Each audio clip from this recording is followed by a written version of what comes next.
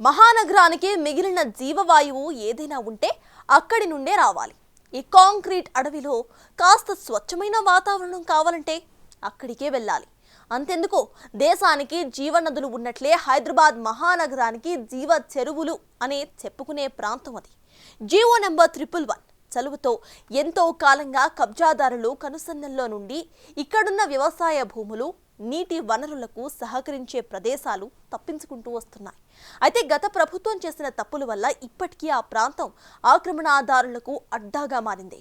నిబంధనలకు నీళ్లొద్దిలి నిర్లక్ష్యంగా నిర్మాణాలు చేస్తున్నారు. ఇంతకీ జీవో నెంబర్ 111లో పరిస్థితి ఎలా ఉంది? ఆ ప్రాంతాన్ని రక్షించే నాదులే లేరా? జీవో 111 సంగతేంటి?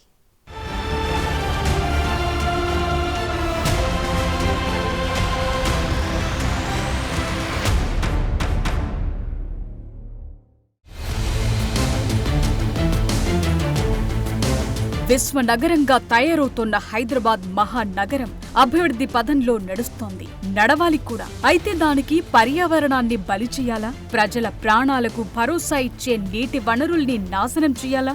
నలుగురికి తిండి పెట్టే వ్యవసాయ భూముల్ని నిర్వీర్యం చేయాలా? మాల్స్, మార్కెట్లే అభివృద్ధికి తార్కాణాలా? పీల్చుకోవడానికి ఆక్సిజన్ లేని అభివృద్ధి అంత అవసరమా? రేపు హైదరాబాద్ కూడా ఢిల్లీలా దిక్కుతోచని స్థితికి చేరుకోవాలా? ఇలాంటి చాలా ఆందోళనల మధ్య జీవో 111 ప్రాంతంపై అటు రాజకీయ వర్గాల్లోనూ ఇటు అధికారుల్లోనూ తీవ్రమైన చర్చ కొనసాగుతోంది. గత ప్రభుత్వం జీవో 111ను రద్దు చేస్తామంటూ నిర్ణయం తీసుకున్నప్పటికీ దాన్ని చాలా మంది వ్యతిరేకించారు. అయితే ఈ నిర్ణయాన్ని విశ్లేషించటానికి వేసిన కమిటీ ఇప్పటికే నివేదిక ఇవ్వలేదు. మరోవైపు నిబంధనలకు విరుద్ధంగా ఆ ప్రాంతంలో భూములన్నీ కబ్జాలకు గురవుతున్నాయి. హైదరాబాద్ మహానగరానికి తాగునీరు, వ్యవసాయ అవసరాలను తీరుస్తోన్న ఉస్మాన్ సాగర్, హిమాయత్ సాగర్ తీరం కూడా ఆక్రమణదారులకు బలవుతోంది. నగరంలోని ఈ 2 రిజర్వాయర్ల పరివాహక ప్రాంతంలో నిర్మాణాలపై ఆంక్షలు కాగితంపై మాత్రమే కొనసాగుతున్నట్లు కనిపిస్తోంది. జీవో 111లో ఉన్న 7 మండలాలైన మోయినాబాద్, గండిపేట్, శంషాబాద్, శంకర్పల్లి, రాజేంద్రనగర్, చేవెళ్ల, షాబాద్లోని కొన్ని ప్రాంతాల్లో ఈ అక్రమ కట్టడాలు నానాటికి పెరుగుతూనే ఉన్నాయి. ఇలాంటి పరిస్థితుల మధ్య జీవో 111 సంగతేంటి అనేది అంతుపట్టకుండా ఉంది. ముఖ్యంగా 2007 నుండి ఫుల్ ట్యాంక్ లెవెల్, నీటి వనరుల బఫర్ జోన్లపై వేల కొద్ది అక్రమ నిర్మాణాలొచ్చాయి. రిజర్వాయర్ల పరివాహక ప్రాంతాల్లో పుట్టగొడుగుల్లా పుట్టుకొస్తున్న అక్రమ నిర్మాణాలను గత ప్రభుత్వం పట్టించుకోలేదు. నగరంలో తాగునీటి అవసరాలకు ఇకపై ఈ రిజర్వాయర్లు అవసరం లేదని గత కేసీఆర్ సర్కార్ అసెంబ్లీ సాక్షిగా పేర్కొంది. కానీ రుతుపవనాలు ఆలస్యమవుతున్న కారణంగా జంట రిజర్వాయర్ల నుండి నీటిని తీసుకుంటామని మళ్లీ ప్లేటు ఫిరాయించింది. 17 ఏళ్ల క్రితం అప్పటి ఏపీ హైకోర్టులో వ్యాజ్యం దాఖలైనప్పటి నుండి దీన్ని పట్టించుకోవటంలో చాలా జాప్యం జరిగింది. రెవెన్యూ అధికారులు అనధికార నిర్మాణాలను గుర్తించినప్పటికీ నిరోధక చర్యలు మాత్రం తూతు మంత్రంగానే నడిచాయి. 2007 అక్టోబర్లో ఆక్రమణలపై పంచాయతీరాజ్ శాఖలో రూపొందించిన జాబితాను హైకోర్టుకు సమర్పించారు. దానికి 2 సంవత్సరాల ముందు national geophysical research institute, environment protection training and research ఇన్స్టిట్యూట్లు కలిసి జీవో 111 పరివాహక ప్రాంతాల్లో వందలాది ఫామ్ హౌస్లొచ్చాయని నివేదించారు. వీటిలో దాదాపు 130 నిర్మాణాలను పరిశీలించారు. ఎయిర్పోర్ట్ అథారిటీ ఆఫ్ ఇండియా 2002లో పంచాయతీల వారీగా 128 అక్రమ లేఅవుట్లను గుర్తించింది. వీటిలో చాలా శంషాబాద్లో ఉన్నట్లు తేల్చారు. రిజర్వాయర్ల పరివాహక ప్రాంతాల్లోని 2465 అనధికార గృహాల్లో 2341 శంషాబాద్ మండలంలో ఉన్నాయని రంగారెడ్డి కలెక్టర్ నవంబర్ 3, 2007న హైకోర్టుకు నివేదించారు. ఇక మోయినాబాద్ మండలంలోని మరో 123 ఇళ్లు, అలాగే 261 అక్రమ లేఅవుట్లలో శంషాబాద్లో 179, మోయినాబాద్లో 62, రాజేంద్రనగర్లో 8, శంకర్పల్లి, చేవెళ్లలో 6 చొప్పున ఉన్నట్లు గుర్తించారు. వీటితో పాటు జీవో 111 పరిధిలోని ప్రాంతాలు, వాటి పరిసర ప్రాంతాల్లో వేల సంఖ్యలో అక్రమ లేఅవుట్లు ఉన్నట్లు అధికారులు అంగీకరించారు. అయినా వీటిపై గత ప్రభుత్వం కినుకు వహించింది. 2020లో నాటి మంత్రి కేటీ రామారావు జీవో 111కు విరుద్ధంగా ఫామ్ హౌస్ నిర్మాణం చేపట్టారంటూ నాటి కాంగ్రెస్ నేత మల్కాజ్గిరి ఎంపీ హోదాలో రేవంత్ రెడ్డి ఆరోపించడంతో రాజకీయ యుద్ధం చెలరేగింది. జీవో 111 పరిధిలోకొచ్చే జన్వాడ గ్రామంలో నిబంధనలను అతిక్రమించి స్విమ్మింగ్ పూల్, ఇతర సదుపాయాలతో నిర్మాణాలు జరిగాయని, అలాగే ఉస్మాన్ సాగర్ లోకి వర్షపు నీరు చేరే సహజ సిద్ధమైన నాలాను ఆక్రమించి నిర్మాణాలు జరిగాయని అన్నారు. ఇందుకు సంబంధించిన సాక్ష్యాలను చూపారు. నిబంధనలను ఉల్లంఘించినందుకు చర్యలు తీసుకోవాలని నేషనల్ గ్రీన్ ట్రిబ్యునల్ ను రేవంత్ ఆశ్రయించగా కేటీఆర్ తో పాటు ప్రభుత్వానికి నోటీసులందాయి. అయితే నాటి కేసీఆర్ ప్రభుత్వం ఫామ్ హౌస్ నిర్మాణంపై వివరణ ఇవ్వకపోగా, అనుమతి లేకుండా ఆ ప్రాంతంలో డ్రోన్లు తిప్పారనే కారణంతో రేవంత్ రెడ్డిని అరెస్టు చేశారు. అప్పటి నుండి కొనసాగుతోన్న ఈ ఫామ్ హౌస్ వ్యవహారం ఇప్పుడు ఓ కొలిక్కి వచ్చే అవకాశం ఉన్నట్లు కనిపిస్తోంది.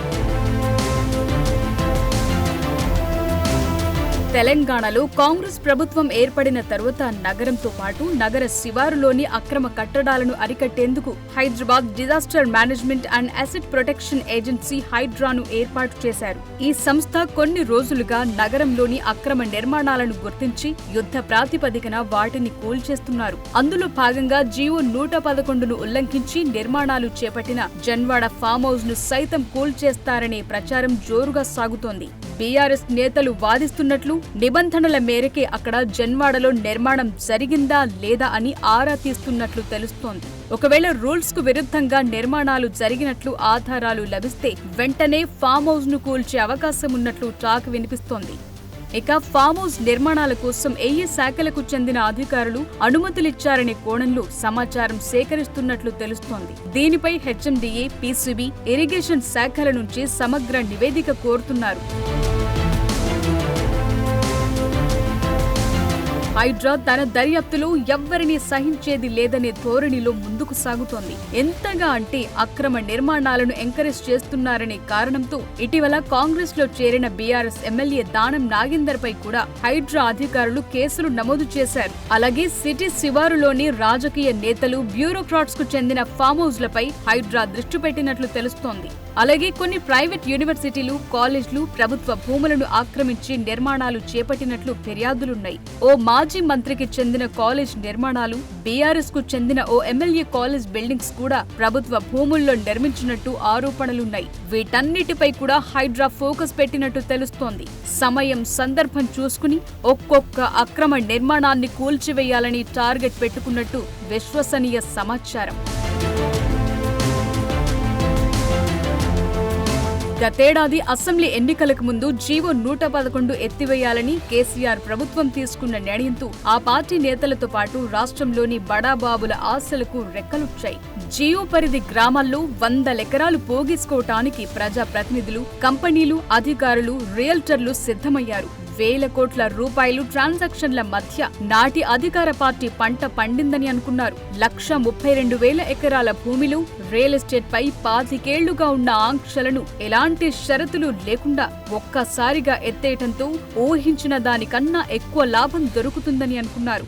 దీనికి ఏడాది ముందే జీవో 111 ఎత్తివేత ఖరారు కాగా కొంతమంది ఎడాపెడా 100 ఎకరాలు కొనేశారు. జీవో పరిధిలోని 84 గ్రామాల్లోని లక్షల ఎకరాల ప్రైవేటు భూముల్లో దాదాపు 70% ధనికుల ఖాతాలోకి చేరింది. నాటి రాష్ట్ర ప్రభుత్వంలోని మంత్రులు, ఎమ్మెల్యేలు, ఎంపీలు, ఐఏఎస్లు, ఐపీఎస్, ఐఆర్ఎస్ అధికారులు, వ్యాపారులు, రియల్టర్లు దొరికినంతా గుంజుకున్నారు.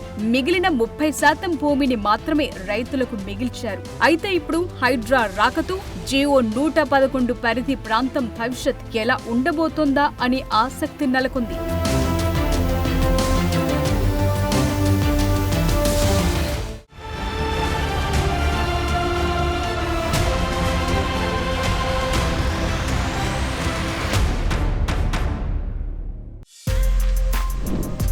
For more videos like this, subscribe Big TV channel.